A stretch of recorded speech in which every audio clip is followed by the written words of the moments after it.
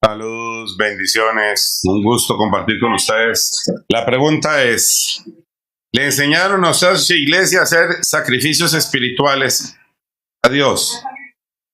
¿Sabe usted cómo se vive hacer sacrificios espirituales?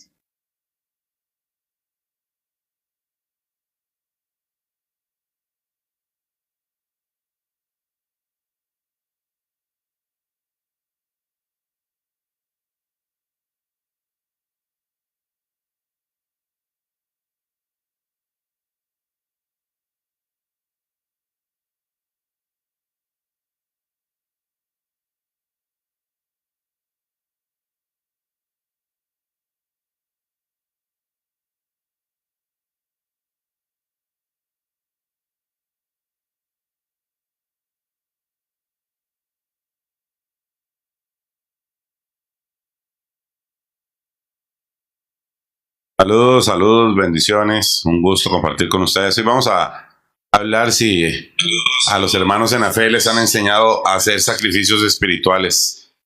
¿Saben qué son sacrificios espirituales? Porque hay muchos que están al único Dios verdadero, pero después nos dicen que Dios no puede morir. Entonces nos quedamos con la duda de si Dios no puede morir, ¿quién fue el que murió en la cruz? Entonces ellos en su doctrina religiosa nos vienen a decir o a enseñar que lo que murió fue solo el cuerpo. Y no pueden nunca hacer referencia a los sacrificios espirituales. Hoy hubo un muchacho, el Potro o algo así se llama, no recuerdo muy bien el nombre de él, que estuvo por aquí un ratito en el live y después se fue a preguntarle a todo mundo. Me extraña que no vayan a leer la Biblia. En la Biblia dice y nos mandan a hacer sacrificios espirituales. La pregunta es, hermanos creyentes, ¿saben ustedes cómo se hacen sacrificios espirituales? ¿Cómo es que, según nos dicen, en el espíritu no muere, pero nosotros somos enviados a presentar sacrificios espirituales? Los sacrificios es cuando se entrega la vida. ¿Ah? Eso claramente la Biblia lo establece. Entonces, Jesús murió sacrificado. Fue un sacrificio lo que Dios hizo en la cruz por nosotros. Hay varios términos bíblicos, hemos tratado de que la gente los aprenda, que dicen claramente que hay sacrificio, ofrenda y holocausto. Hemos tratado de explicarles que esto funciona así. Usted puede presentar una ofrenda. Esa ofrenda puede ser presentada por medio de sacrificio o de holocausto. Es una ofrenda, por ejemplo, en el templo presentada en sacrificio, cuando se llevaba un cordero y el cordero era sacrificado. Eso es una ofrenda en sacrificio. Habían ofrendas como cuando usted presentaba ofrendas de trigo que eran presentadas en holocausto. Holocausto es cuando la ofrenda se presenta por medio de se quema en el fuego. En libaciones es otro tema que después lo podemos ampliar más detalladamente, pero en esencia la ofrenda en sacrificio y en holocausto, cordero recibía las dos etapas. Se presentaba en sacrificio, del sacrificio se tomaba la sangre y el cuerpo era dejado en holocausto.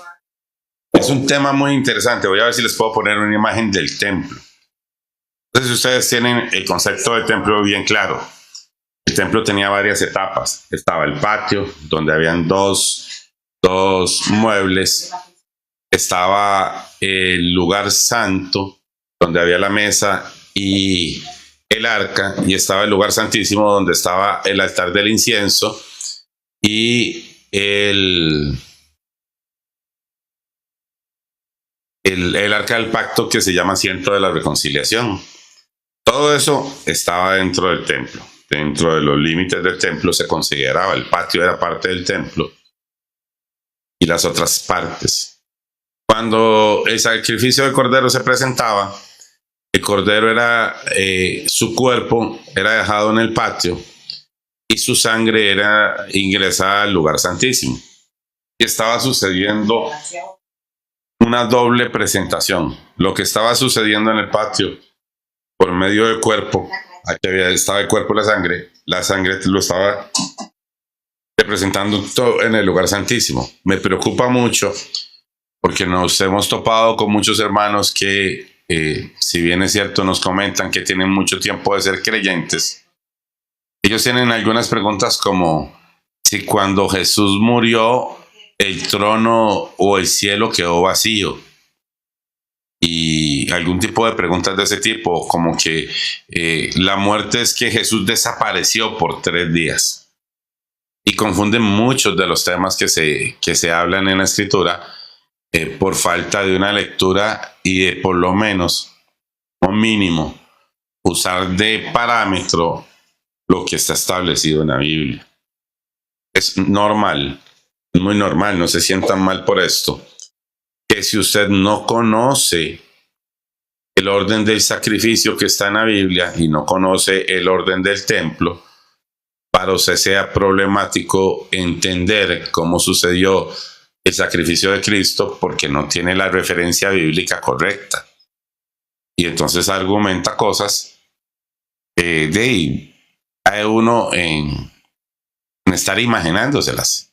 Es que yo creo que fue de esta forma, a mí me parece. Entonces yo creo que fue y presentó el sacrificio y dejó eso solo y se quedó todo vacío durante 3 días y argumentos de ese tipo. No se sienta mal, mire.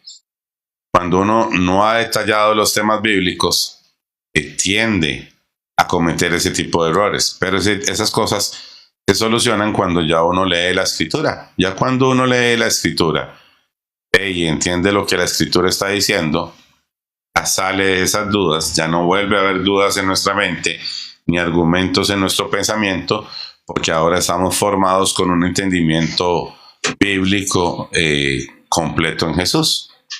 Vamos a hablar un momento de cómo sucede legalmente el tema de la obra de Cristo, para que lo podamos expresar mejor, podamos explicarle a la gente para que no tenga esas inquietudes, podamos dilucidar esas preguntas que no se las tomen a mal, vean, son muy normales.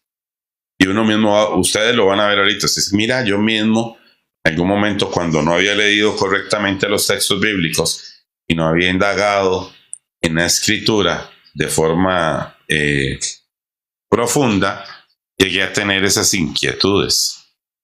Entonces, voy a mostrarles una imagen del templo, que es figura y sombra, según dice Levítico, de las cosas venideras. O sea, que el tabernáculo que Dios le dijo a Moisés que construyera era una figura de las cosas en Cristo.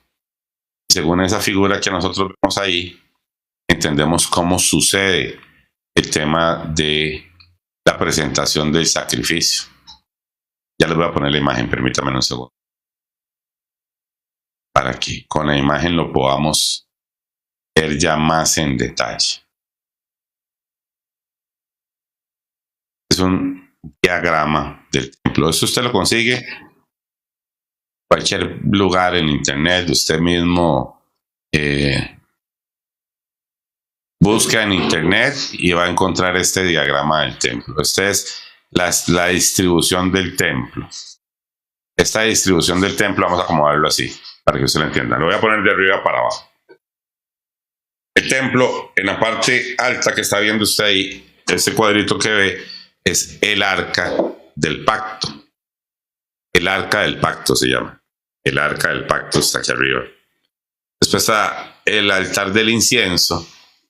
Después la que está aquí en medio lado de la menorá. Al frente de la menorá están los panes, la mesa de los panes.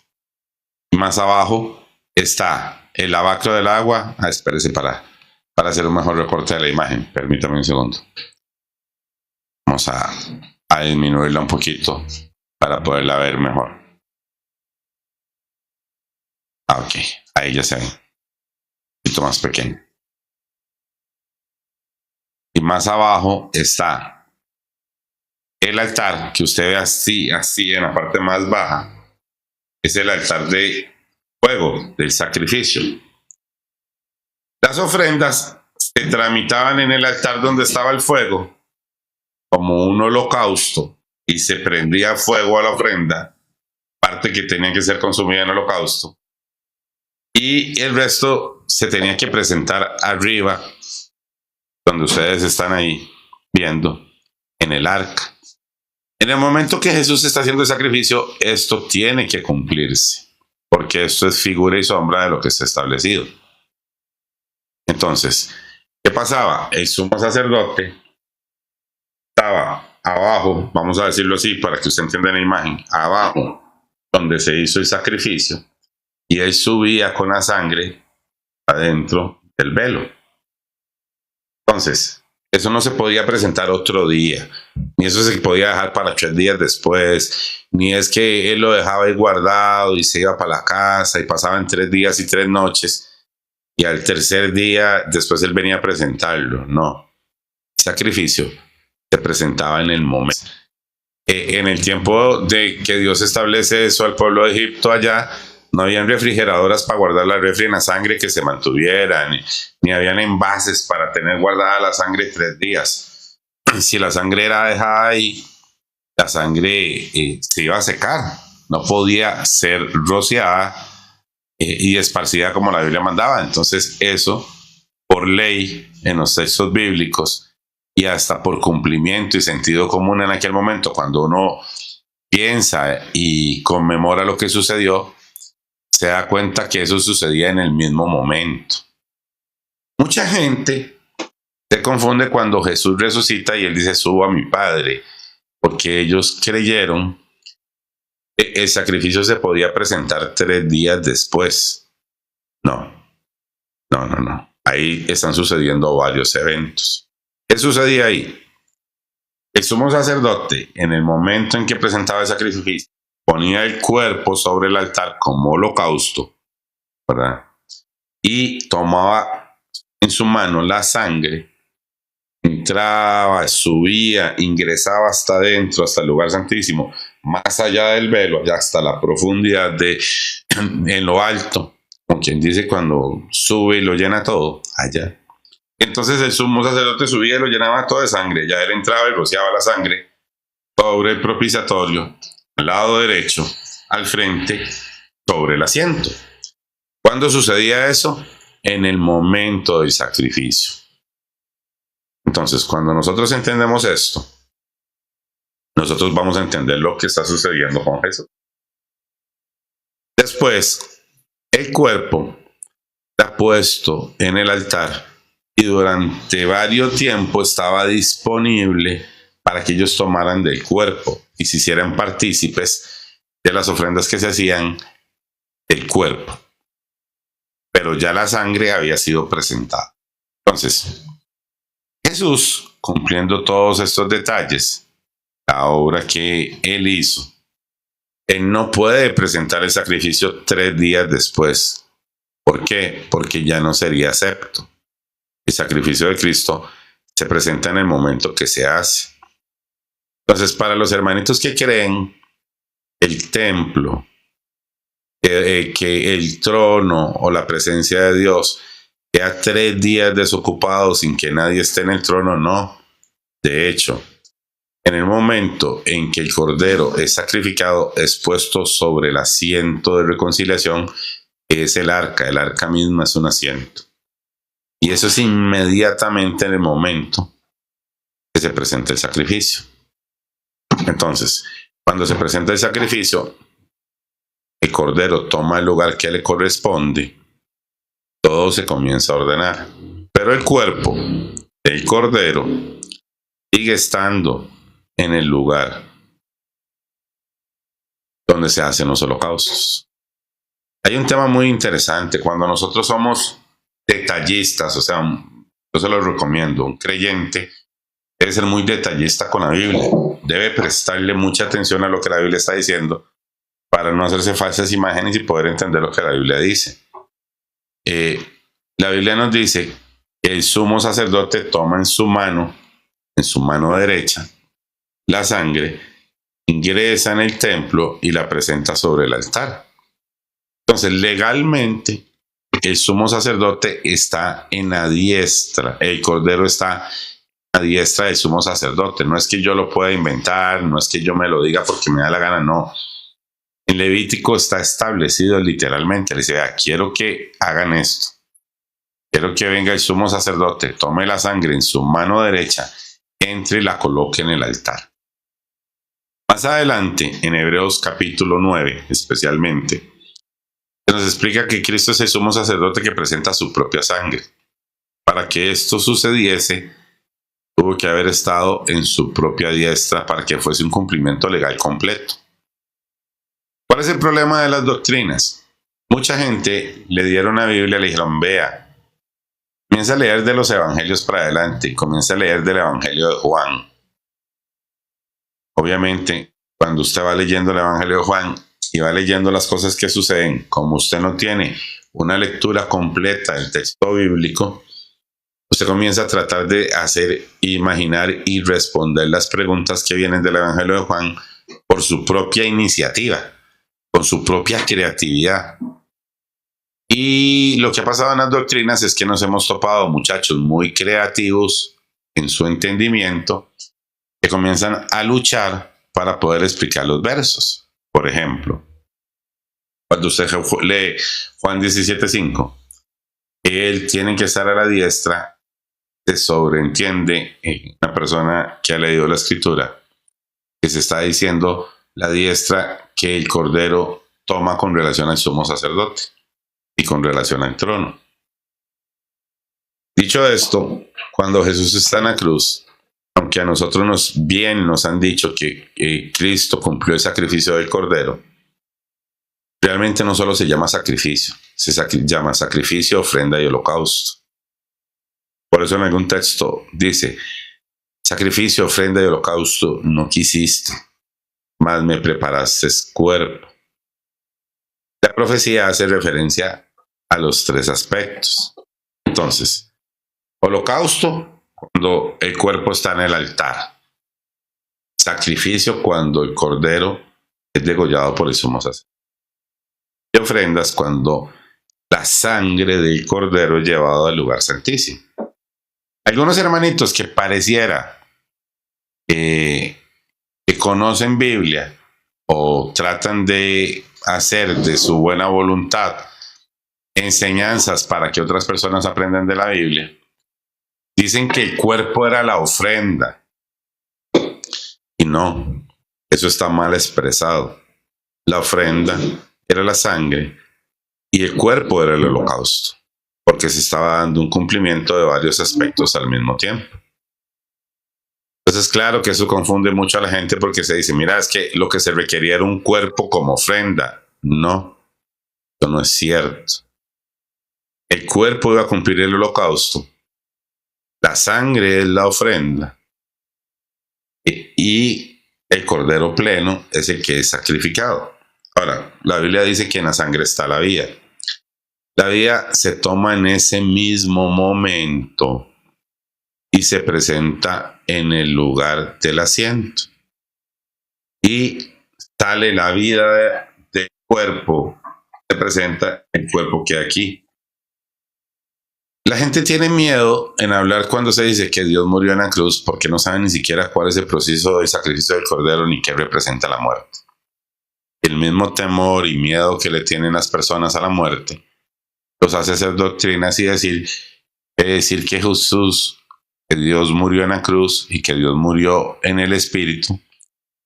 Algo como, no sé, que me causa controversias. ¿Por qué? Primero, porque no tenemos entendimiento de verdaderamente qué significa la muerte. Si entendiéramos qué significa la muerte, no tenemos ningún problema en la enseñanza bíblica. Cuando nosotros ya entendemos y entendemos el proceso, vamos a aprender a hablar un idioma un poco más elaborado, sí, pero más bíblico. ¿Por qué es necesario? Porque nosotros no tenemos el derecho de interpretar la Biblia como nosotros nos dé la gana, sino que tenemos que conocer lo que está escrito para expresarlo correctamente. Entonces, siendo Cristo Cordero y Sumo Sacerdote, tiene que cumplir las dos funciones en el momento en la cruz, la de Cordero y la de Sumo Sacerdote. Él también es Dios y tiene que cumplirse en él todo lo que sucede en el templo. Entonces ahí no hay un cuerpo, ahí hay dos cuerpos. Ahí, siendo parte del proceso, está el cuerpo del Sumo Sacerdote y el cuerpo del Cordero. Hay algo que es muy, muy interesante y que la gente lo pasa muy, muy por alto, no ve todo ese detalle, y es que, por ejemplo, el Cordero, tomado por el Sumo Sacerdote, y dentro del templo entra el cuerpo del Sumo Sacerdote con la sangre del Cordero. Y afuera queda el cuerpo del Cordero. Cuando nosotros leemos la Biblia, nos exige, nos pide, nos presiona a tener un entendimiento un poco más amplio. Que nosotros no, como creyentes en Cristo, no solo le validaríamos un cuerpo. Un creyente verdaderamente escritural validaría que en el cuerpo del Sumo Sacerdote hay un cumplimiento en Cristo y que Dios no puede morir, porque el Espíritu no puede morir. No hay un verso que diga que el Espíritu no puede morir. Eso lo están deduciendo de lo que leen.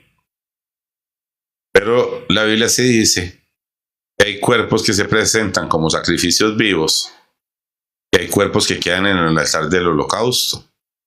¿Cuál es el que se presenta vivo ante el altar? El cuerpo del Sumo Sacerdote. ¿Cuál es el cuerpo que muere? El del Cordero.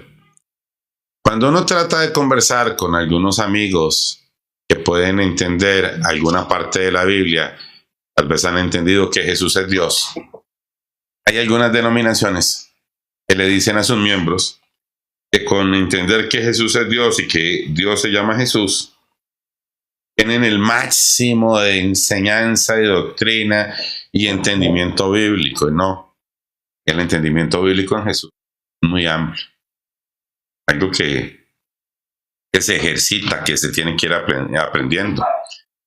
Hay categorías, digamos, están algunos que conocen mucho de los temas del templo, los temas de la ley, los temas de los profetas. Y hay otros que se conforman con algunos textos de los profetas y alguna parte de la enseñanza. De hecho, lo que sucede en muchas denominaciones, siendo que el tema bíblico es muy profundo, algunas denominaciones deciden escoger algunos temas puntuales que ellos dicen, ya, con esto es suficiente. Enseñémosle a la gente, Jesús es el único Dios verdadero, el nombre de Dios es Jesús, y que se bauticen en agua. Y después de ahí, el Espíritu Santo les abre el entendimiento con el resto de la enseñanza. Otras denominaciones dicen, bueno, enseñémosles que hay que bautizarse en el nombre de Jesús, deciden hablar de una Trinidad y dar algunas explicaciones y dejan a la libre. Las denominaciones no suelen enseñar el 100% de la Escritura, ni que se lea completamente la Biblia. De hecho, ni aunque usted vaya a un curso de teología, escatología, de todo lo que termine en IA, que en las iglesias, ayer me enseñaban que ahora las iglesias dan cursos de música y que para alabar al Señor hay que recibir un curso en una iglesia. Eso ya para mí fue sorprendente. Ahora resulta que los creyentes necesitan el curso de alabanza y adoración. Usted no va a un curso en la iglesia, no sabe cómo alabar y adorar al Señor. Necesita que leen enseñanza especial. Aunque la Biblia dice que eso, que los verdaderos adoradores adoran en espíritu y en verdad, algunas iglesias están dando títulos y catálogos de adoradores y de ministradores. Bueno, ya eso es cosa de cada uno, pero para que ustedes vean al nivel en el que están lo que ahora se llaman iglesias, o más comúnmente conocidas como denominaciones de algún tipo, ya sea unicitarias, trinitarias, adventistas, mormonas, bautistas, de todo tipo, metodistas. Todas son una cosa bárbara, ¿verdad?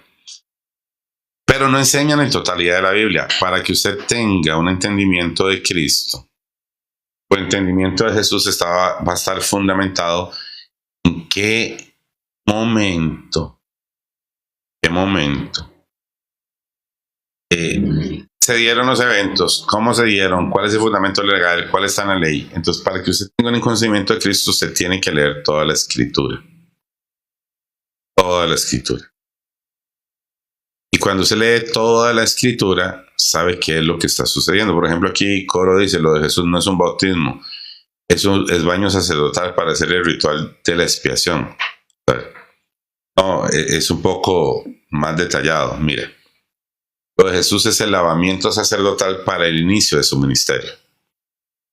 En el momento que el sumo sacerdote iba a dar inicio a su ministerio, que tenía que cumplir cierta edad y tenía que ser de 30 años legalmente, por eso la Biblia dice que Jesús tenía 30 años cuando se inició su ministerio. Tenía que ser lavado, tenía que recibir un lavamiento sacerdotal, pero no se recibía el lavamiento sacerdotal solo él, sino que sus hijos también, como pasó con Aarón. Entonces era costumbre del pueblo bautizarse en ese momento. Hay un tema muy interesante con Juan el Bautista. Juan el Bautista es hijo de Zacarías. Zacarías es sumo sacerdote, y sumo sacerdote vigente. Por herencia, por derecho legal en la ley, estaba establecido. El pueblo sabía que a Juan el Bautista le correspondía el sacerdocio.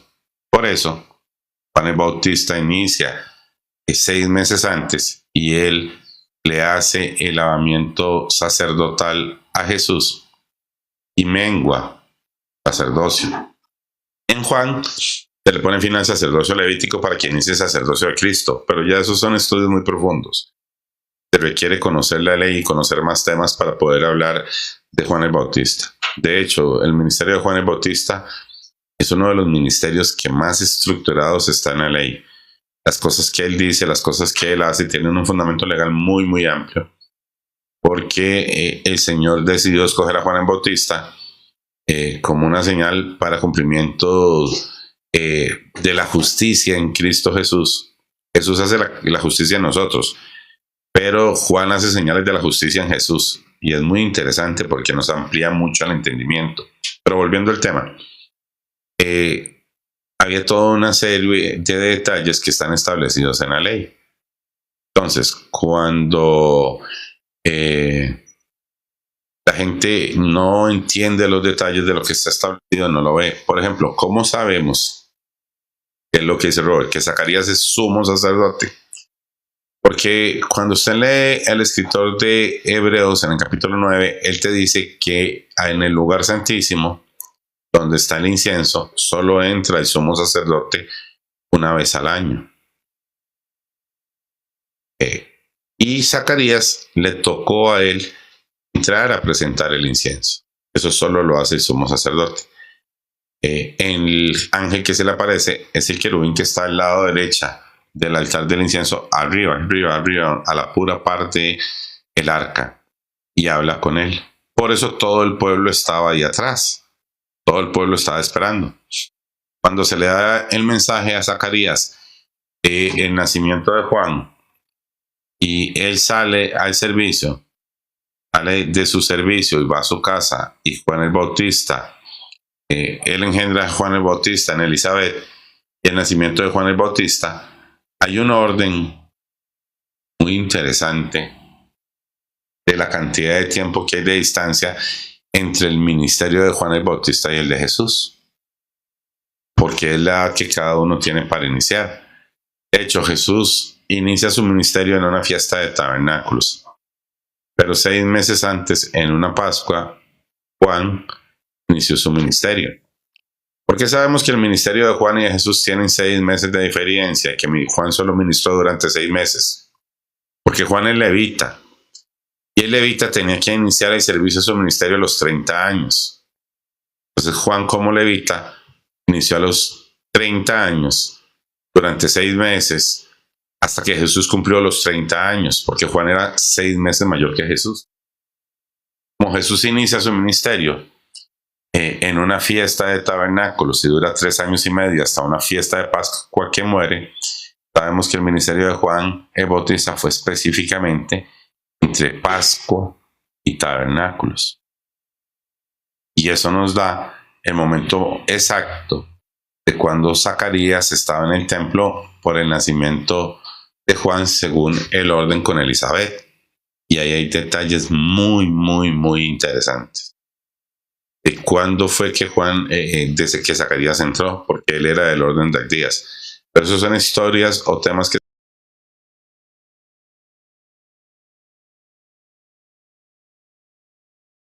están en la Biblia. Que todo eso se puede aprender, pero que requiere lectura, requiere disposición para poderlo entender el orden sacerdotal, entender cuál era el orden de Abdías, cuál era la suerte del sacerdocio, el proceso del sacerdocio. Y poder expresar con los hermanos, no mis argumentos, sino la verdad está establecido ahí. Entonces, no es correcto cuando usted oye una persona y dice, es que el cuerpo era la ofrenda. Qué pena, qué lástima que una persona, no para que se lo enseñe bien a los hermanos. El cuerpo era el holocausto y la sangre era la ofrenda. ¿Y por qué hay una distinción? Porque se tiene que entender lo que se sufrió en el cuerpo de carne y lo que sucede en el cuerpo del sumo sacerdote. ¿Cómo? Si se permite enseñar y mostrar que hay un cuerpo que ingresó y hay un cuerpo que está aquí. En el momento del sacrificio suceden 2 cosas. Hay un cuerpo de cordero aquí, el altar del fuego. Está la sangre de cordero y el cuerpo del sumo sacerdote. Ahora hay una sangre de cordero. La sangre de cordero tiene 3 lugares cuando está allá adentro.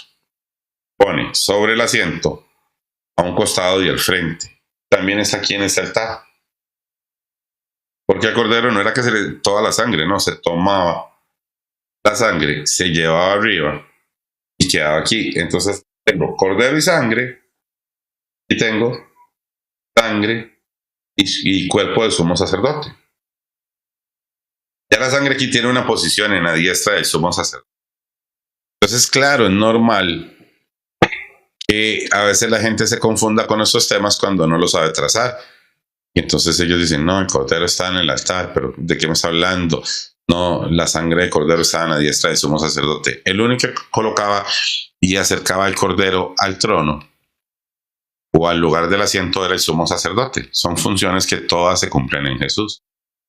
Y entonces, claro que se vuelve un proceso un poco más elaborado, afinar los detalles, expresarlos correctamente y hablarlo. No todo lo que estaba sucediendo sucedía solo en el cordero, no todo sucedía solo en el altar de sacrificio, o no todo sucedía solo adentro. Y la obra de Jesús tiene las características y es parte de la bendición y la sabiduría que está en todo lo que Él hizo por nosotros, de tener todos esos cumplimientos en Él mismo.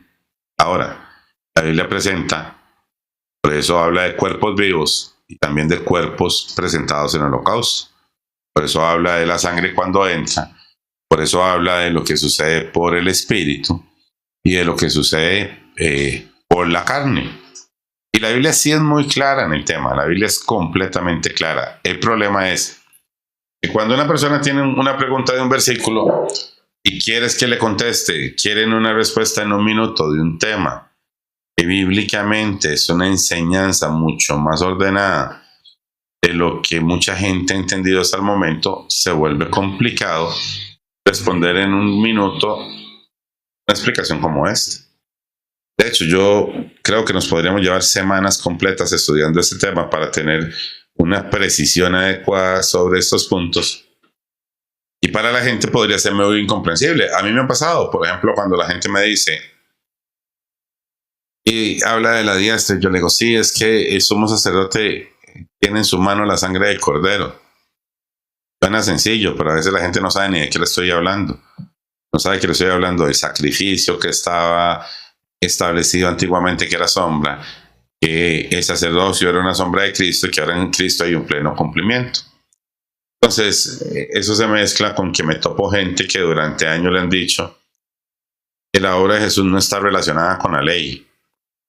Y pueden creer y entender que Jesús es Dios, pero lo que no tienen es capacidad para enseñarlo. O sea, lo recibieron un día, entendieron algo que se les dijo, Jesús es Dios, pero ya la capacidad de sentarse a explicarlo, a enseñárselo a los demás, a debatir con alguien para poderle quebrar los argumentos, para poder mostrar las verdades que están ahí, no es algo que se hace en un debate, no es algo que se hace con un argumento de 5 minutos.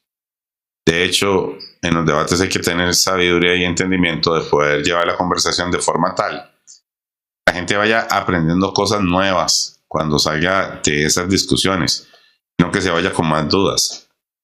Es normal que mucha gente de la que escuche un debate no logre entender lo que se dice en el momento, porque es una enseñanza más profunda, no que sea súper secreta, no, nadie está diciendo eso, más elaborada y que requiere un poquito más de lectura bíblica que unos cuantos versos.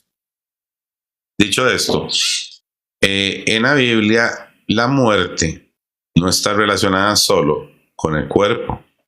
Bien es cierto, el cuerpo, cuando el espíritu sale de él, el cuerpo muere. La Biblia valida la muerte espiritual estando el cuerpo vivo. Y entonces ahora se vuelve un tema muy interesante. ¿Cómo? Resulta que Jesús dice, por un ejemplo, dejen que los muertos entierren a sus muertos. Y ellos está el cuerpo vivo, pero Jesús considera que están muertos espiritualmente. Los ve caminando, según la descripción del evento. Ellos van caminando detrás del féretro de una persona que murió. Jesús los ve que van camino al sepulcro. Entonces, ellos van detrás de un muerto y él le dice, deje que los muertos se entierren a sus muertos. Y Jesús habla de que él los considera muertos, pero el cuerpo está vivo. Entonces la gente se confunde con los términos bíblicos, porque para la gente la muerte es dejar de existir. Esa enseñanza es una enseñanza satánica. ¿Por qué es satánica? Porque Satanás siempre quiere hacer sentir temor a las personas, para que no entiendan la verdad. Entonces los hace sentir temor de la muerte, los hace sentir temor del juicio y de la condenación porque no tienen un conocimiento de Cristo, porque el perfecto amor echa fuera el temor.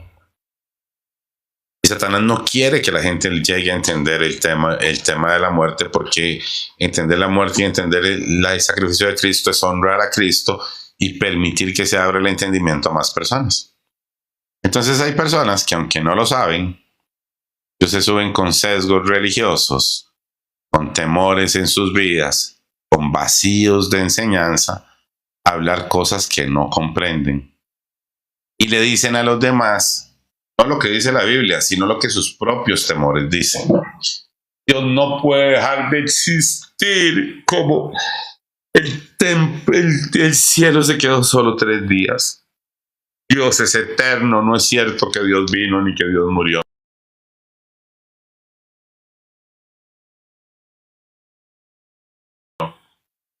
Todos esos argumentos están hechos desde una perspectiva religiosa que ha permeado a las denominaciones.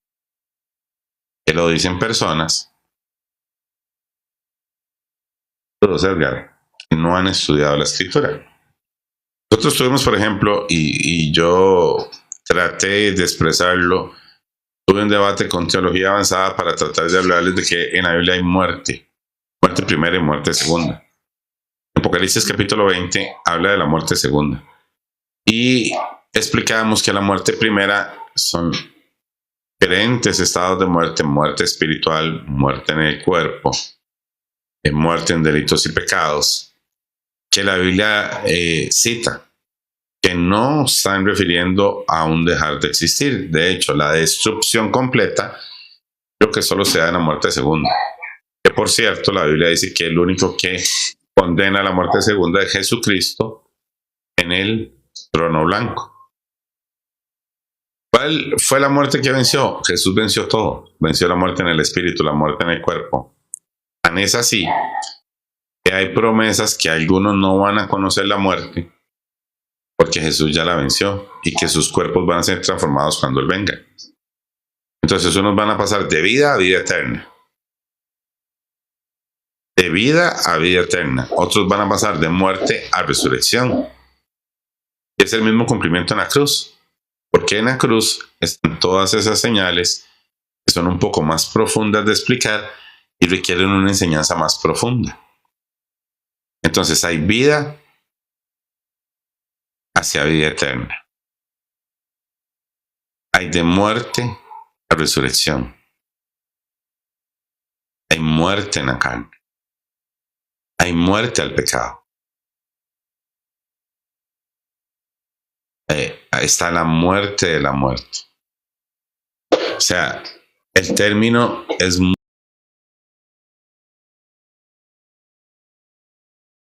amplio.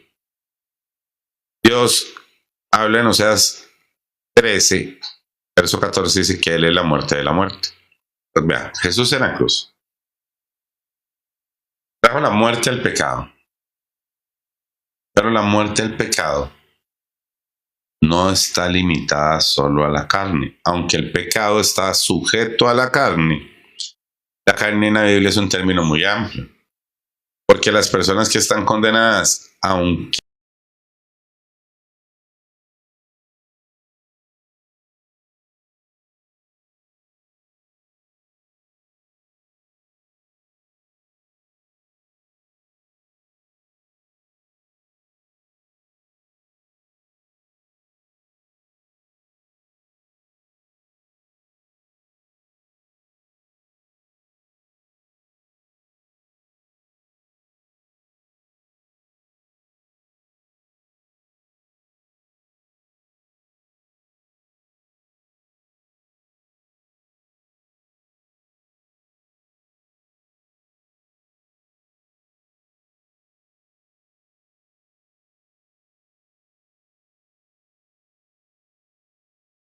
la carne deja de existir, ellas pasan y la condena pasa al espíritu. O sea, las consecuencias de lo que viven en la carne pasa al espíritu. Y los espíritus, por ejemplo, un tema muy interesante que se revela cuando Jesús muere en la cruz.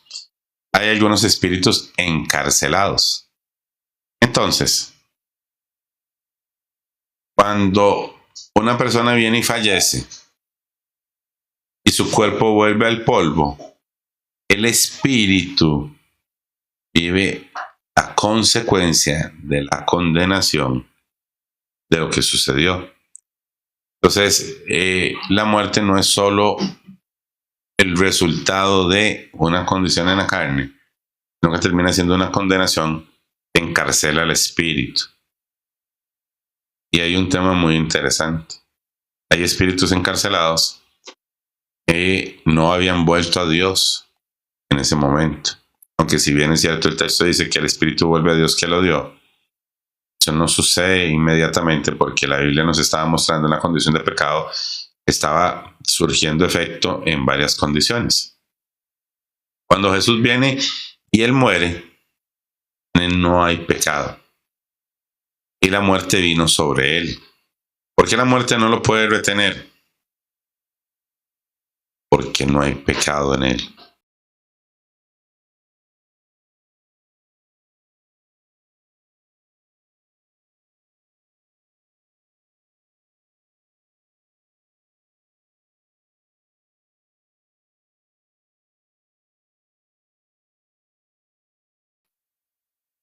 Y la paga del pecado es la muerte. La muerte intenta retener a Cristo, que en Él no hay pecado, ella rompe el proceso, porque ella tenía autoridad sobre los pecadores, sobre los que no habían pecado. Hasta ese momento todos habían pecado, pero Cristo no pecó. Entonces, al romper la ley, todo el que rompe la ley está condenado a la muerte. Y ahora Jesús se vuelve y le dice a la muerte: estás condenada a la muerte, yo seré tu muerte. Porque mostró qué era lo que estaba sucediendo. Entonces, por medio de su obra, Él condena a la muerte con el mismo propósito. Por medio de su redención, lo hace en el Espíritu, que es algo que abarca más que la carne, y abre la puerta, y en ese momento saca a la luz la vida eterna y la inmortalidad. ¿Por qué? Porque vence a la muerte, obtiene las llaves de ese volador, ahora Jesús las tiene, ya no puede retener y ahora se aplica la justicia. Y Jesús es el que juzga. Ya la muerte no tiene autoridad sobre ninguno, sino que Jesús es el que determina quién va a morir y no. Y se va a determinar por medio de la fe en Jesucristo. Y ya venció al imperio de la muerte. Entonces, para hablar del tema, cómo Él se enfrenta a la muerte, cómo Él vence al imperio de la muerte, qué es la muerte, cómo ahora ya la muerte que estaba relacionada con el pecado ahora pasa a ser ejecutada en la muerte segunda, incluso la misma muerte está condenada a esa muerte segunda. Es un tema muy profundo. Eso no se soluciona con decir, es que el Espíritu Eterno no puede morir, porque el Espíritu es el que hace todas las cosas. Y nosotros decimos que lo de Jesús fue una obra de la carne, vamos a contradecir muchos temas bíblicos. Porque inclusive nosotros lo que vivimos por el Espíritu. Hubo, por ejemplo, ahora estábamos con Nicodemo, que Nicodemo estaba ejercitando su life hoy. Él lo dijo, Jesús lo dijo, que se tiene que sembrar para llevar muchos frutos. Semillas se tiene que sembrar para que lleve muchos frutos. Y la Biblia habla de que Él vino a traer frutos por el Espíritu. La semilla que se sembró para que se dieran frutos del Espíritu fue la semilla en la carne o una semilla espiritual. ¿Cuál es la semilla? Para que los frutos sean del Espíritu, se puede sembrar una semilla de la carne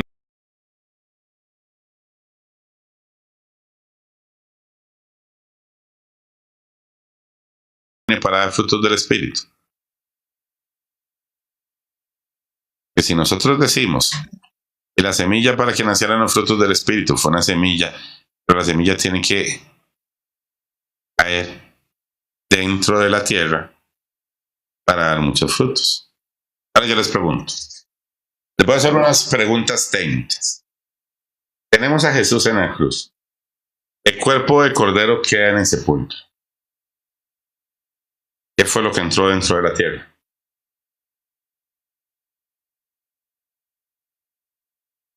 ¿Qué fue lo que entró profundamente dentro de la tierra?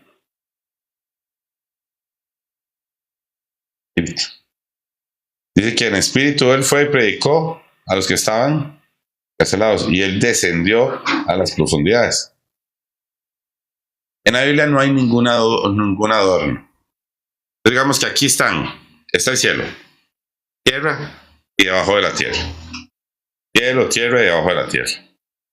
Entonces la Biblia muestra que cuando Jesús viene,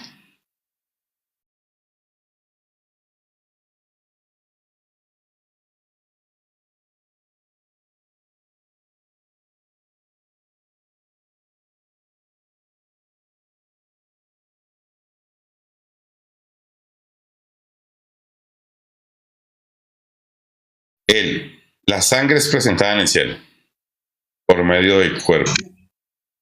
Somos sacerdotes. El cuerpo del Cordero es dejado en la tierra. Y Él está aquí cumpliendo una señal, ofrecido en el altar para que puedan tomar de la carne del Cordero. Y en espíritu desciende. ¿Qué fue lo que llegó hasta la profundidad de la tierra? Veámoslo como si fuera un árbol. ¿Qué fue lo que llegó, te fundamentó en la parte más profunda? ¿El espíritu o la carne?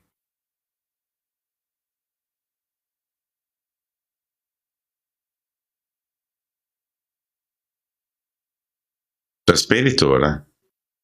Porque lo que se siembra profundo es lo que da frutos. Entonces, ahí hay todo un entendimiento.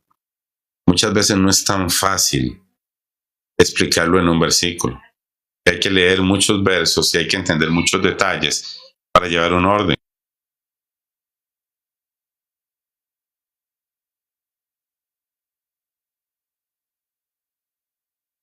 Entonces, cuando esos detalles ya nosotros vamos hilando delgadito y vamos manteniendo un orden y vamos viendo todos los detalles, entendemos que la Biblia tiene un lenguaje no metafórico, eso es mentira. La Biblia tiene un contexto espiritual para mostrarnos verdades que tienen sombras proféticas. O sea, utiliza elementos naturales para mostrarnos verdades espirituales que son paralelas, no metafóricas, son paralelas. Mira, yo entiendo la obra de Jesús no como una metáfora de un árbol, sino con un paralelismo entre lo natural y lo espiritual. Y voy viendo cómo están los detalles. No es malo que usted le comparta a las personas todo lo que sepa del Señor, eso es muy bueno. Usted comparta con los hermanos y crezca. Compartirlo bien y saber hasta dónde es el punto donde usted tiene que llegar y decir, bueno, yo lo he entendido bien hasta aquí. Necesito crecer o preguntar un poco más y compartir con los hermanos que han ido madurando en la fe y nos ayudan a entenderlo siempre que nos lleven a una verdad en Jesús. ¿Por qué a mí me molesta tanto cuando una persona habla de que el espíritu no muere? Porque esa persona no está entendiendo el nivel de tropiezo que le está poniendo a las demás personas para que crezcan en el conocimiento. Y a veces cuando la gente pone un sesgo personal,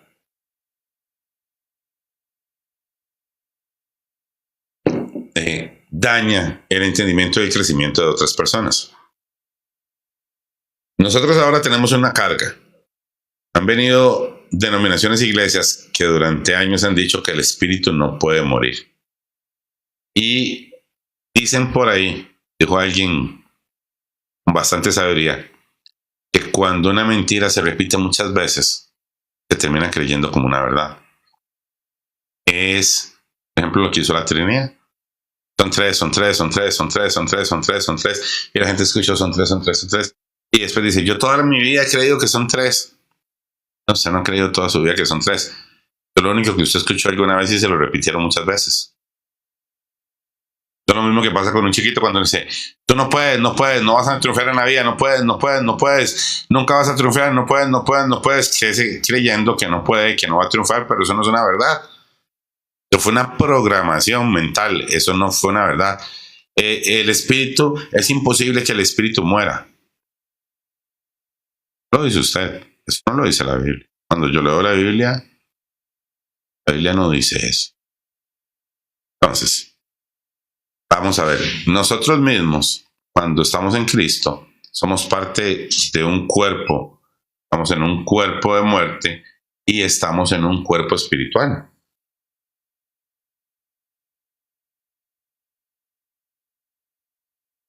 Es que el madero era más que un madero, el madero era esto, era el templo. Ahí murieron muchas cosas. De hecho, la muerte no es algo que está alejado de nosotros. Nosotros en Cristo Jesús estamos muertos al pecado, estamos vivos para Cristo. En nosotros mismos hay muerte y vida. En este momento, usted es una persona en la que en usted tiene que estar muerto el pecado. Si usted no tiene muerte el pecado, usted no es cristiano. Si usted no muere en los deseos de la carne, usted no es creyente. Hay muchas cosas que están en nosotros.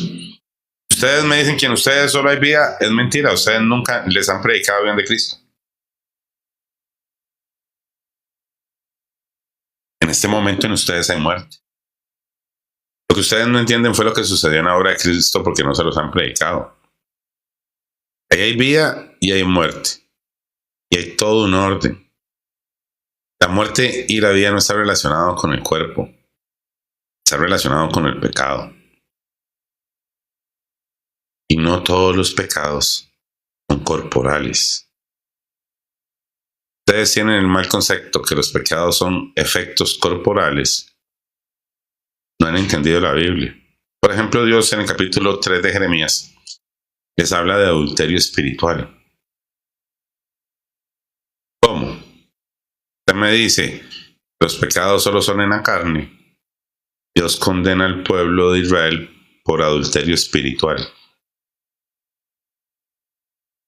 ¿Cómo?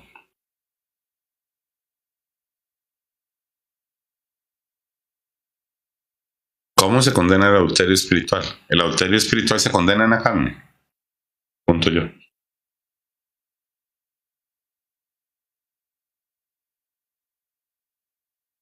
¿Están en la carne? Porque, por ejemplo, él va a quemar la ciudad de Jerusalén porque considera que contaminó la ciudad, contaminó la tierra. El adulterio lo contaminó todo. Solo cuerpo.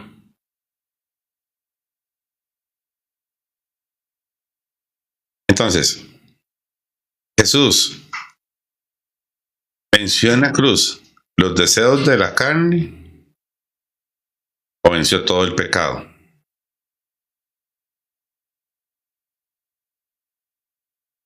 ¿Cómo sucedió esto?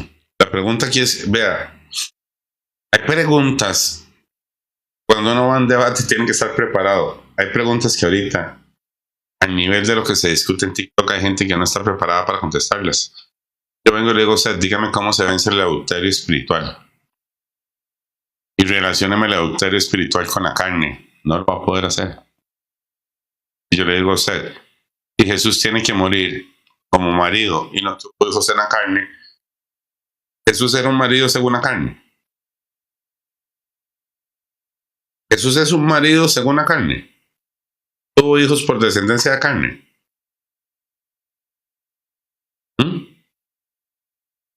Entonces, ¿cómo muere como marido en la carne? En la carne nunca fue marido.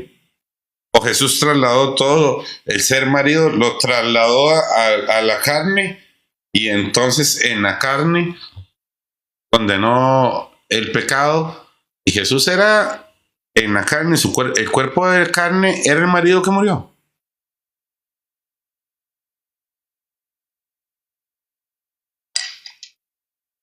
Y la herencia no es por descendencia de carne ni voluntad de varón, no es por carne ni sangre.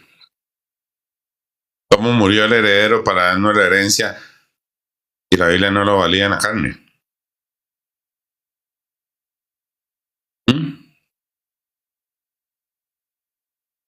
No hay que negar la obra de Jesús en el Espíritu, es negar la eficacia de la cruz. Es negar la eficacia de la cruz. Ustedes ni siquiera entienden. Vea a Rubén haciendo preguntas. Estás diciendo que Yeshua es humano.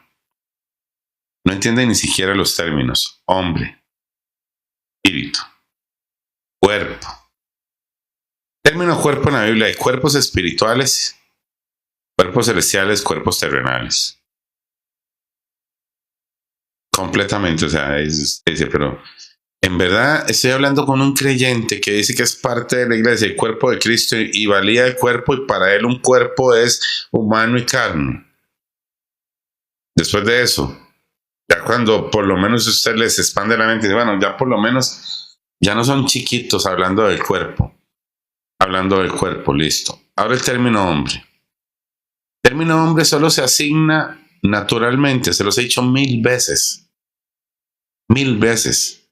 Lo he debatido con todos los trinitarios. Se lo he preguntado a todos los trinitarios habidos y por haber. Pero a veces, ayer me di cuenta, por ejemplo, cuando hablaba con Jaime, que no solo los trinitarios no lo conocen, que no lo conocen mis mismos hermanos en la fe. Usted le dice, en usted hay un hombre interior y un hombre exterior. Y y no le creen a la Biblia. No le creen a la Biblia. Yo le digo, Rubén, en usted hay un hombre interior y un hombre exterior. Pregunta.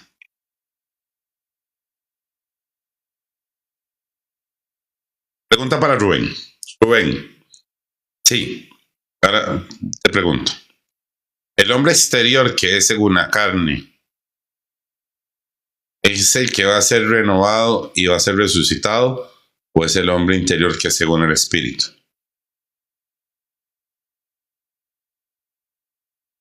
¿Cuál? No sé, hay un hombre interior y un hombre exterior. Mi pregunta ahora es, entendamos las cosas en que, si entendemos las cosas en nosotros, en Cristo, lo vamos a entender más rápido. En usted va a ser tomado y revestido con un cuerpo glorificado, su hombre exterior que es según la carne o su hombre interior que es según el Espíritu.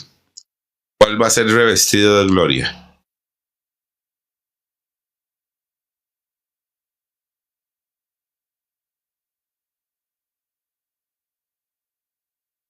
Pregunta. Tan difícil es la pregunta. Ustedes saben que hay un hombre interior y un hombre exterior. Uno que se va renovando cada día y uno que va decayendo. Y va a ser uno que va a ser revestido de gloria. Mi pregunta es, ¿tu hombre exterior que va decayendo va a ser revestido de gloria? ¿Tu hombre interior que es conforme al Espíritu es el que va a ser revestido de gloria?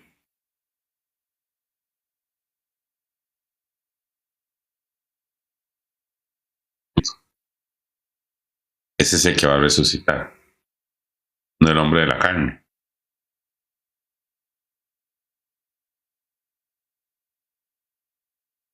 ¿Y en Jesús cómo se cumplió? ¿Y eso tiene un entendimiento en Jesús? ¿O eso es así en nosotros y esto no tiene fundamento en Cristo? Pregunta. Eso sucede en nosotros de esa forma, pero ¿cómo sucede en Jesús?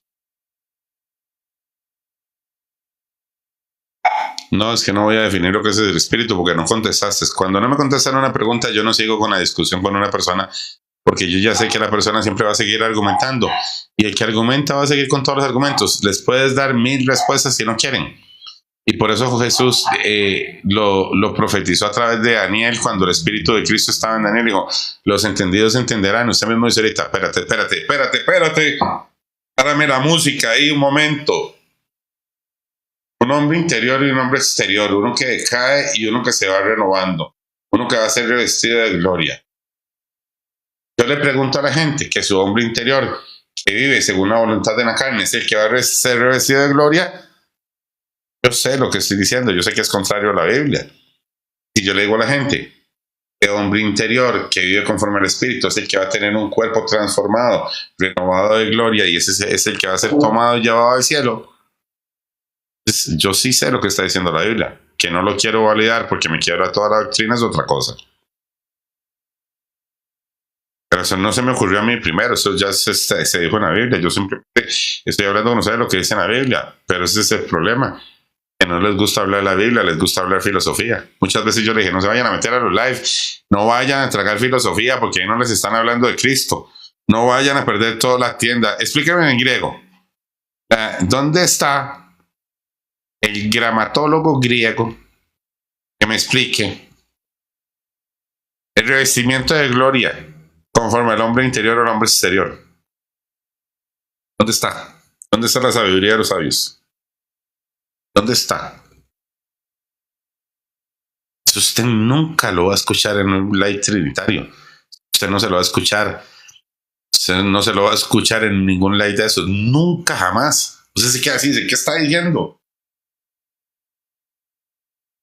Vaya, usted puede ir, no sé, todo el año, vaya, un año completo al mismo live trinitario todos los días, mañana, tarde, noche. No te lo predican nunca. Nunca.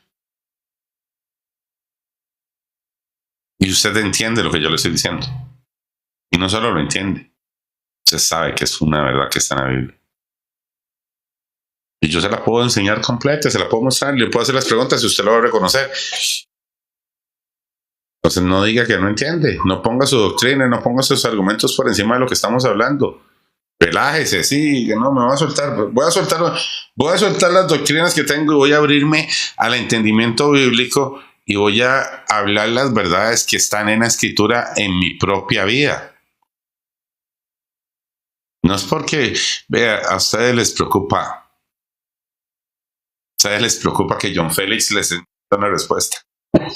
A ustedes les preocupa que cualquier trinitario que tiene los ojos cerrados les entienda lo que ustedes van a decir para que no se burlen de ustedes. Lo que nosotros estamos aquí está fuera del entendimiento de las personas de este mundo, fuera. Los canales no lo pueden discernir, no lo entienden, ni siquiera entienden esas palabras.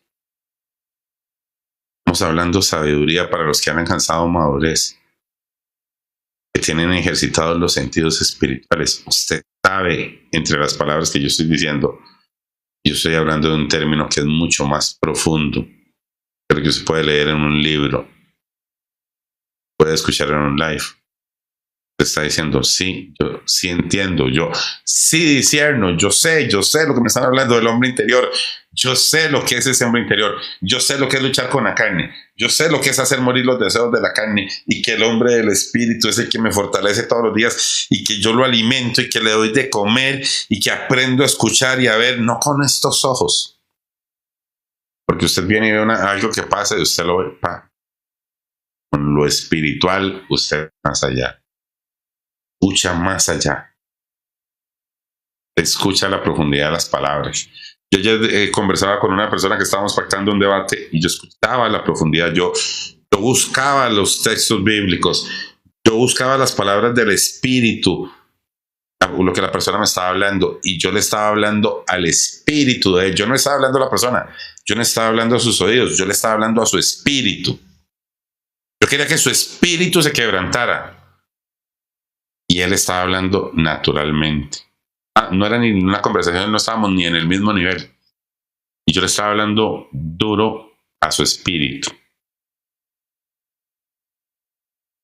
Mucha gente no entendió esa discusión. La gente lo vio como una simple discusión. Yo no estaba discutiendo. Yo estaba poniendo en orden los temas espirituales. Yo lo confronté y yo le dije, explíqueme lo espiritual. Hábleme de lo que vive. Sáquelo. ¿Dónde está? No había. Entonces, ¿qué es lo que pasa?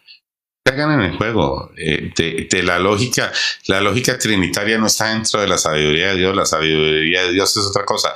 Cuando yo estuve en el debate de John Félix, yo lo vi, yo le dije en el debate de John Félix, el espíritu son uno mismo, no puedes distinguir. Y entonces ¿cómo? No entiendo, pero era como tanta presión al mismo tiempo de lo que se estaba hablando del espíritu, ellos mismos ni siquiera lo van a ver.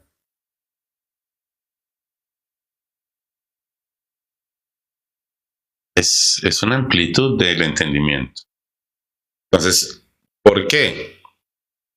No podemos invalidar la obra de Cristo porque la obra de Cristo no está fundamentado de lo natural a lo espiritual, está fundamentado de lo espiritual a lo natural. O sea, tiene un fundamento espiritual que le da validez a lo que vivimos en lo natural.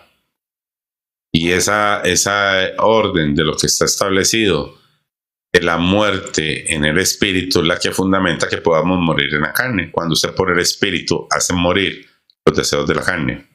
¿Por qué los hace morir?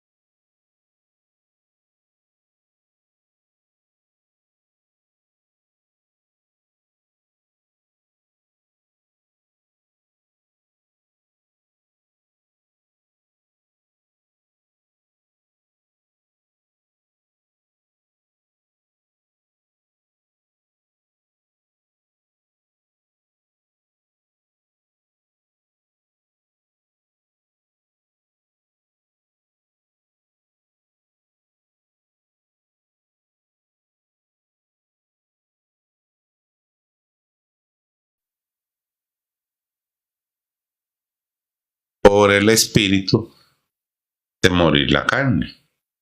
Porque el que toma el control es el espíritu. Tiene que haber una supresión del tema del espíritu completamente para que venga una renovación del entendimiento. Y si usted naturaliza la obra de Cristo, del espíritu, primero niega que es Dios, porque ahora resulta que Jesús murió, pero Dios no puede morir, entonces ya no sabemos ni qué murió, y terminan diciendo que lo que murió fue un estuche. Si solo era un estuche, ¿qué propósito tiene que muriera? Cambio de estuche. Les van a dar a ustedes un cambio de estuche. Por favor, eso ya es barbaridades que dice la gente. No tener entendimiento. Y él se enfrentó a la muerte. Y la muerte es algo mucho más profundo de lo que nosotros argumentamos. Cuando el ser humano le tiene miedo a la muerte, lo que está es influenciado por enseñanzas que el enemigo puso en su vida para que no conozca la verdad. Trata de burlarse de las cosas. Entonces, ríase de usted mismo, ríase del hombre interior y del hombre exterior que hay en usted. Hay dos, sí, hay dos. Hay un hombre interior que va creciendo y uno exterior que va decayendo, pero el que se burla es cuando está dominando el hombre interior y no el hombre exterior y no el interior. Cuando se busca imagen y argumentos es porque el proceso está invertido en esa persona. El hombre interior no puede soberbia, no reconocer, no poder conocer la palabra, no poder nada. Sí, exactamente, está viendo por la chuleta. Yo les digo así, una frase que alguna vez le escuché a una persona que conversaba, dice, sí, son una chuleta con patas. Ahí están los nervios alterados, ahí andan brincando. Muertos y no se han dado cuenta. Como cuando le cortan la cola a una lagartija que sigue pegando brincos ahí y no se ha dado cuenta que está separada del cuerpo y ya sigue pegando brincos. Así, literalmente.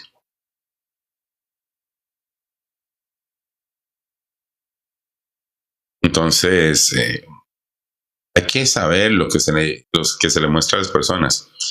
¿Cómo nosotros presentamos sacrificios espirituales? ¿Cuál es el cuerpo espiritual? Hablamos de ser parte de una congregación y no sabemos que la iglesia es un cuerpo. No sabemos cómo comportarnos como cuerpo, cómo estar unidos, no sabemos cuáles son las funciones de cada parte del cuerpo. No sabemos cómo crecer en el entendimiento para estar unánimes en una misma fe. O sea, hay contradicción porque no queremos ser corregidos con la verdad. Ahora hay un tema que es indudable. No va a permitir que lo corrija alguien que no te lo testifique el espíritu. Si una persona dice que el espíritu no muere y no sabe presentar sacrificios espirituales y no habla de la vida espiritual, no va a poder enseñar a alguien más. Consol, vea, usted viene y le pregunta a un trinitario, hábleme de la vida en el espíritu. Quiero que me explique, quiero entender la vida en el espíritu, ¿cómo es? Esa persona no sabe explicar la vida en el espíritu, no puede venirle a enseñar a los demás algo que no conoce. ¿Cómo le va a enseñar algo que no conoce? Entonces, ¿cómo yo voy a seguir a una persona que no tiene vida en el espíritu para que esa persona me ayude a entender la vida en el espíritu que yo voy a vivir? Posible, si ni siquiera lo entiende, si ni siquiera lo vive, ¿cómo lo va a predicar? Entonces, cuando usted escucha, y yo se los digo sinceramente, usted escucha en un live que el espíritu no muere,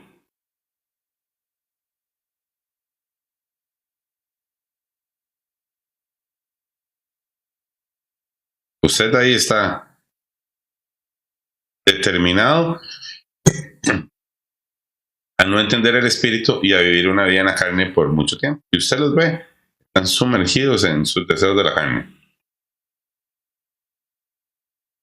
Yo no estoy diciendo que el creyente no tiene deseos en la carne, pero el creyente vence los deseos de la carne por el espíritu. Entonces, si usted está en un lugar donde le hablan solo de que el espíritu no puede morir,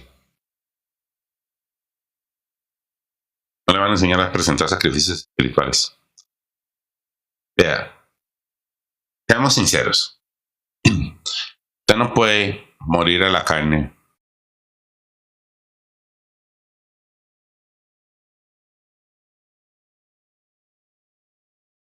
Solo. Morir a la carne es un proceso que ahora está guiado por el espíritu. Usted no tiene heridas usted tiene heridas en las manos. Yo no, vea. Les voy a enseñar algo a mis manos.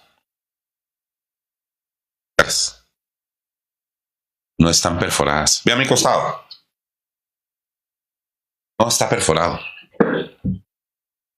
¿Sabe cómo soy partícipe yo de la muerte de Cristo? Por el Espíritu. Usted me dice a mí, el Espíritu no participó del sacrificio en la cruz, que la muerte está en el Espíritu. Usted me condenó. Porque la única posibilidad que yo tengo es ser partícipe de lo que Cristo vivió por el Espíritu. Porque la única forma en que yo tengo que ser partícipe de su cuerpo es espiritualmente. Yo no voy a ser parte del cuerpo terrenal de Jesús que sufrió en la cruz. Soy parte del cuerpo espiritual.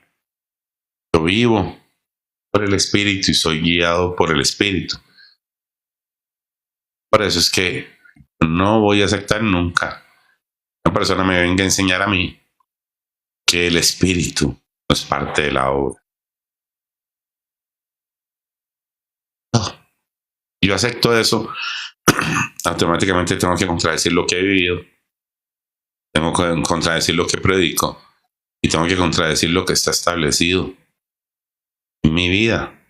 En cambio, yo sé, podemos nosotros, los que lo vivimos, hablar con las personas con madurez, con conocimiento en la Escritura, para mostrarles cómo plenamente se vive la obra de Cristo por medio del Espíritu, mostrarles lo que es estar muerto a la carne, lo que es vencer el pecado. El pecado, o sea, el adulterio no es solo cuando usted ve pasar a una mujer en la calle, eso no es cierto. Puede estar adulterando para con Dios.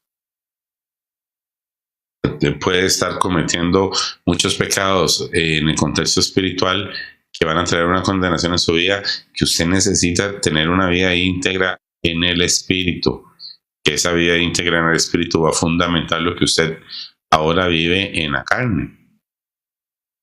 Pero para usted, la carne va a ser como el cuerpo que estaba en el altar, muerto. Pero la muerte, el pecado viene por el Espíritu. Si el Espíritu no produce en usted esa muerte realmente, el Espíritu no lo hace partícipe, que en usted esa muerte sea real y usted no la está viviendo naturalmente, usted la está viviendo espiritualmente, usted no va a ser salvo. Y la obra de Jesús no se vive por el Espíritu, inalcanzable para usted. Así que si el Espíritu no muere, ustedes no pueden ser partícipes. No es una verdad. Habría que renunciar, habría que agarrar la obra de Cristo y sacarla de nuestras vidas. A mí no me importa la gente que se ponga religiosa en esto. Vea, yo los quiero mucho. Yo comparto con la gente todo lo que quiero.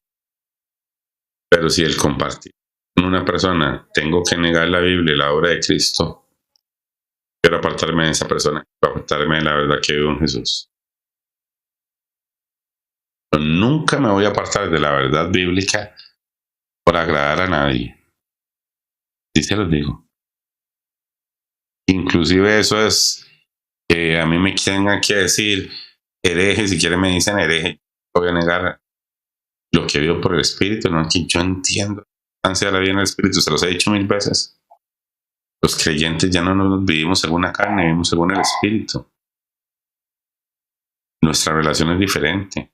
Por el Espíritu vivimos cosas que ascienden el entendimiento de los versículos de cualquier de los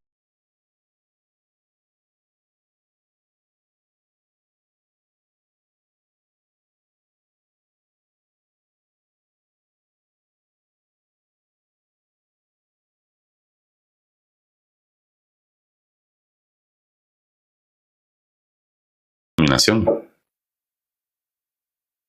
Entonces, son cosas que están fundamentadas a un nivel diferente.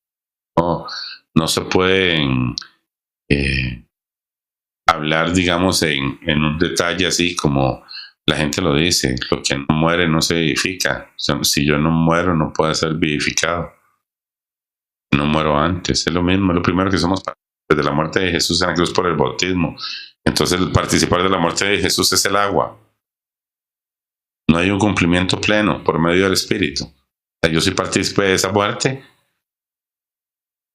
¿Y cómo se entiende esto? Entonces no es real. Entonces, yo no soy partícipe verdaderamente por el Espíritu, y el Espíritu no es mayor que la carne. Y la verdad es que Jesús murió, no lo entiendo, para que yo fuese salvo. Pero es que yo soy muerto y crucificado con Cristo, muchacho. ¿Cómo soy salvo si no soy muerto y crucificado con Él? Pues porque la gente cree que Jesús es solo como un medio para lograr lo que necesitan. No quieren vivir la obra de Cristo en sus vidas, porque no quieren ser partícipes de la muerte. Para ser partícipes de la resurrección, primero tienen que ser partícipes de la muerte, porque lo que muere no se vivifica. Y si usted quiere que ese hombre interior sea vivificado, entonces por medio de ese hombre interior usted participa de la muerte. O entonces, ¿cómo fue? A ver, ¿cómo lo entendieron ustedes? Jesús murió en la cruz para yo vivir lo que me da la gana y que Él me dé vida eterna cuando venga. Los versos que dicen que fue a nosotros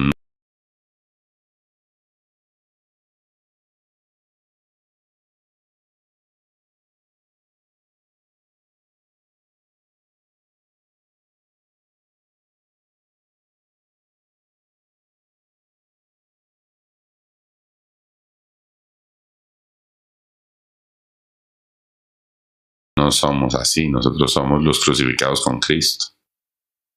Y esa es nuestra bendición. Esa es nuestra victoria. ¿De dónde está nuestra victoria? Está en nosotros mismos y en nuestra vida. La victoria está en la muerte de Cristo. Por medio de la muerte venció a sus enemigos. Nosotros vencemos en Él la muerte. Pues usted está bendecido en la muerte de Cristo, para que cuando usted viva la muerte de Cristo, alcance la resurrección en Cristo. Lo que no muere no se edifica. Y si usted no muere por medio del Espíritu, va a ser vivificado por medio del Espíritu. No va a ser transformado. En verdad, lo que se enseña ahora en las redes sociales y en las denominaciones no tiene ni que ver. Cosas que no. Y eso no es tan difícil, vea. Son oraciones, son cosas de vivencia. Usted tiene que decir: Señor Jesús, yo quiero ser partícipe de tu muerte en la cruz. Yo quiero que todo lo que tenga que morir en mí muera contigo en la cruz. Todo lo que tenga que ser vivificado en mí sea vivificado en ti, en medio de tu Espíritu. Yo quiero que todo muera. Estoy dispuesto y al alcance. No, es que no me gusta esa parte. Sí, órale, Señor, la Biblia es para vivirla. La Biblia es para vivirla. Para orarla, órale sin miedo, déjese de doctrinas, de argumentos. Señor, enséñame a estar muerto al pecado, Señor, a estar muerto. Todo lo que sea necesario que muera en mí. El orgullo. Vamos a ver. Satanás es de carne y hueso. Satanás es de carne y hueso. Pregunta técnica.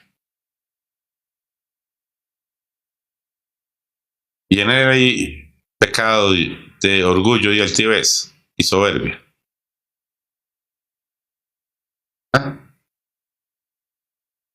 En Satanás hay pecado de orgullo, altivez y no está sujeto a la carne. ¿Está en el espíritu de él o no?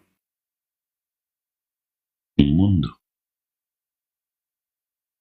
Pueden haber espíritus inmundos.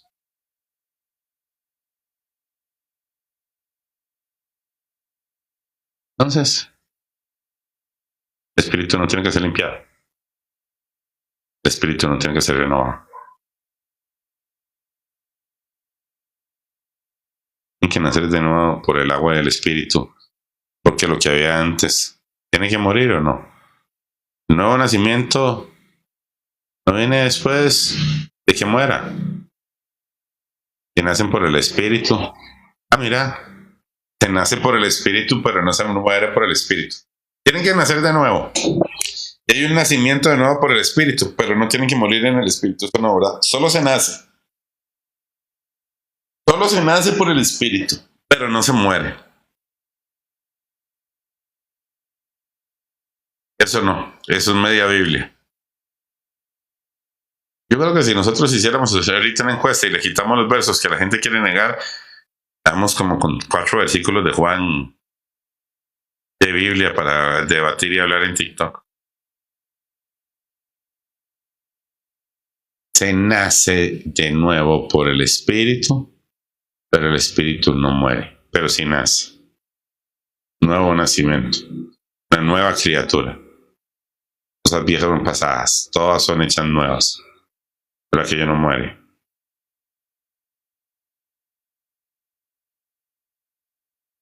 Entonces somos un hombre nuevo, un nuevo nacimiento por el espíritu.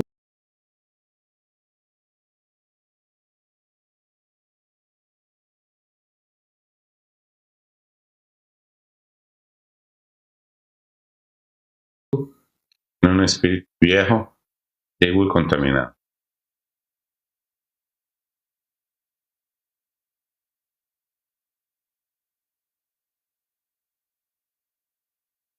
No sé, son muchas inquietudes. Se ha escuchado tanto y se ha hablado tanta y se ha argumentado en tantas formas. Tan difícil predicar a Jesús ahora en la escritura. Lo peor lo que más le critican a ustedes es que sean bíblicos. Entre más bíblicos usted, más crítica va a tener. En verdad, yo me preguntando de estos, ¿usted en verdad cree que eso que dice ahí es verdad? O sea, que eso se va a cumplir. Fíjate que yo leyera la Biblia sin creer que sea verdad. Pero usted ese versículo cree que es verdad, no, eso es metafórico. Ahora, no sé, tengo que llamar a un Trinidad y decir, ¿lo estoy leyendo bien o tengo que hacer una metáfora de esto? Y se viene a decir 8, y la Biblia está escrito, pero yo no lo creo, entonces tengo que llamar al 8 y decirle, ¿esto lo creo o no lo creo? Vea, deberían hacer así, ¿cómo se llama esto? La concordancia. La concordancia trinitaria va a traer a la par uno que dice, este versículo se debe interpretar gramaticalmente de esta forma y metafóricamente. Ahora es gramatical y metafóricamente. Y entonces usted va a tener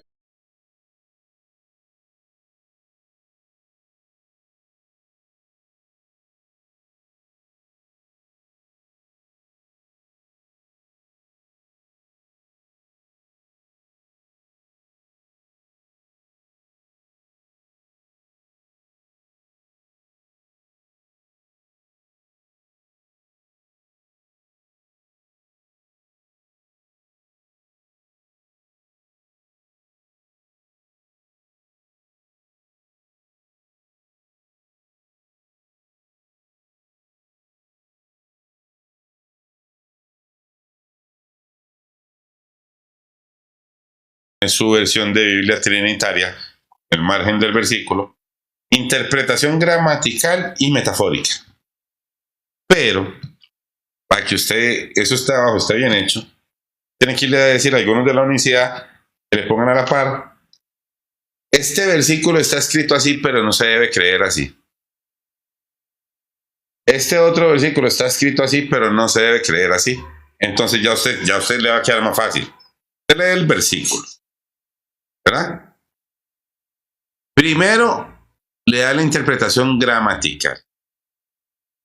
Después hace el análisis metafórico para que entienda el contexto ontológico para que decida si lo cree o no lo cree. Esa es la Biblia que quieren leer ahora.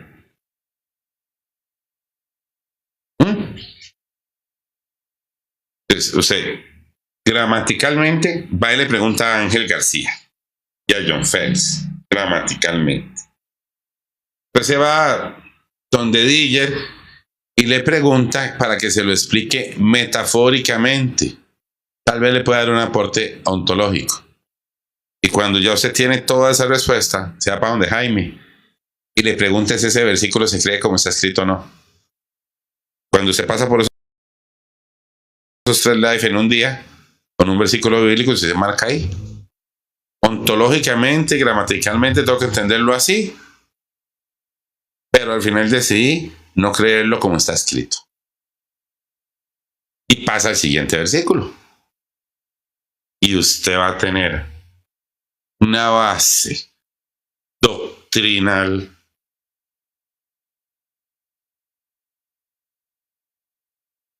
Eso es lo que le ofrece TikTok a usted todos los días. Y mientras usted vaya y hace eso, personas pueden tener un camino más fácil. Les voy a dar un camino más práctico. ¿Saben cuál es el camino más práctico? Usted lee la palabra con un corazón humilde. Usted se hinca y le dice, Señor, dame un corazón humilde y enseñable. Libera mi mente de cualquier argumento que tenga. Guíame por tu espíritu y muéstrame tu verdad. Quiero vivir en mi vida lo que dice tu palabra. Y ahí usted va a ir notando la distinción. Tal vez no sea tan gramatical o tan ontológica como algunos vienen a filosofar ahorita. Aquí había un muchacho, por ahí pasó hace un rato. Te lo dije 1000 veces. Efis, no vayas, no te llenes de la filosofía, no te llenes de gramática. Él ora, pide por el Espíritu. Se lo oye debatir ahorita después de un mes o mes y medio que se lo dije. Y es escuchar a un trinitario hablar.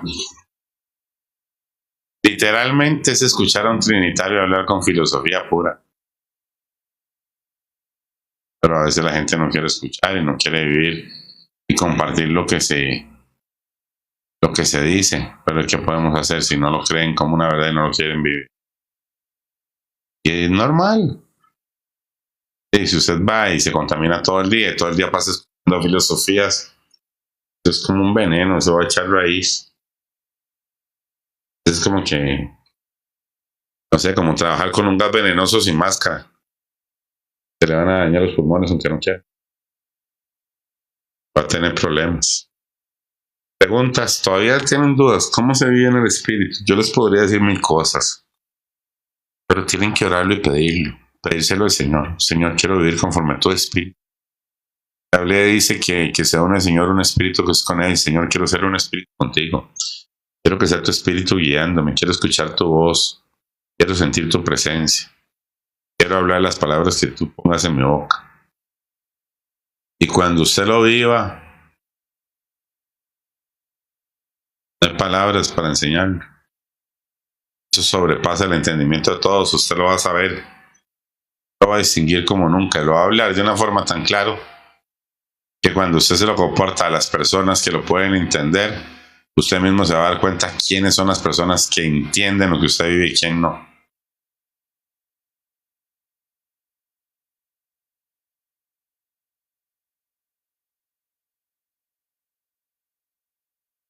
Eso funciona así de sencillo y práctico.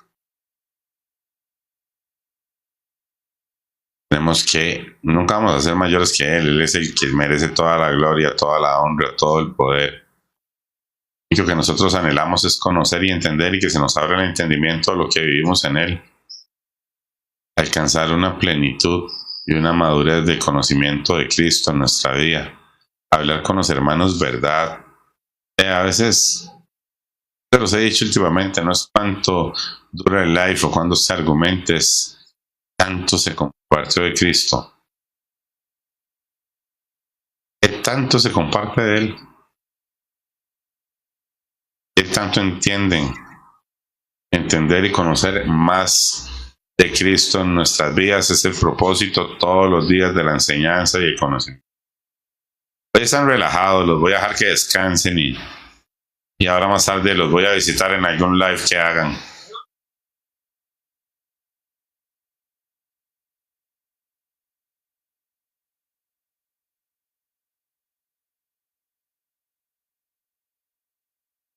Un rato me vuelvo a conectar. Saludos y bendiciones.